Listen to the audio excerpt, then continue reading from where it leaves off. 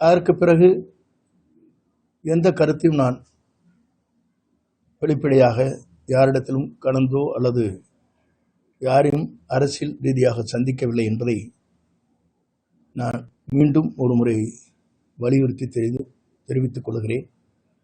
இந்த வதந்தியை சில பேர் வேண்டுமென்றே பரப்பி வருகிறார். அது எனக்கு வேதனை அளிக்கிறது என்பதையும் நான் இந்த நேரத்திலே பணிவன்போடு தெரிவித்துக் கொள்கிறேன். சார், அப்போ முந்தானத்து நீங்க அவங்க சொன்ன மாதிரி நீங்க ஓபிஎஸ் சந்திக்கலாம் சார். சென்னை கோட்டூர்புரத்துல சந்திச்சதாவே ஒரு அழுத்தமான பதிவுகளை வச்சிருக்காங்களே சார். வேண்டுமென்றே வதந்திகளை பரப்புகின்றவர்கள் மீது என்னால் அதற்கு பதில் சொல்ல இயலாது. ஏனென்று சொன்னால் அது போன்ற நிகழ்வு நடைபெறவில்லை என்பதை தெரிவித்துக் கொள்கிறேன். சார், அப்ப திட்டமிட்டு உங்க மீது வதந்தி பரப்புறாங்கன்னு சொல்றீங்களா சார்? குற்றச்சாட்டு வைக்கிறீங்களா நீங்க? இது போன்ற செய்திகள் வருகிற போதே நேற்றும் முன்தினமும் நான் அதற்கான தெளிவான விளக்கங்களை குறிப்பிட்டேன். இருந்த போதிலும் தொடர்ந்து நேற்று மாலை சில பேரை சந்தித்தாக குறிப்பிட்டார்கள்.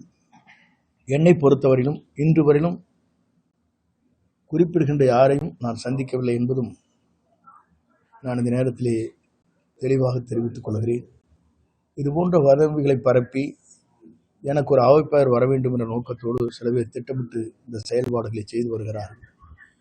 அது எனக்கு மிகவும் வேதனை அளிக்கக்கூடிய ஒன்றாக இருக்கிறது என்பதை தெரிவித்துக் கொள்கிறேன்.